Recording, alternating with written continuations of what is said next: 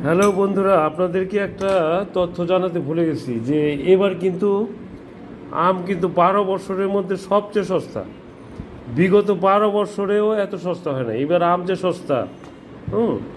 তো এবার আম না খাওয়া মানে একটা বিরাট একটা আর কি, মানে লসের মতো মনে হচ্ছে, যে কারণে মনে করছিলাম যে আম আর খাবো না। অনেক আম খাইছি এই বছর, আল্লাহ অনেক আম খাওয়াইছে। তারপরে ওই যে এগুলি নিয়ে ঘুরতেছি। হ্যাঁ, এই যে এখন মনে চলো এখন আবার ভর্তা খাবো। মানে এত সস্তা আম, 30 টাকা কেজি, 30 টাকা। হুম।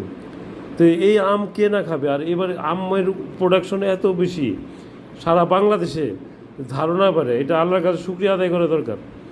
অনেক সিজনে আমরা আম পাই না, এত দাম বেশি থাকে। আর এইবার আম একেবারে পানির দাম। হুম।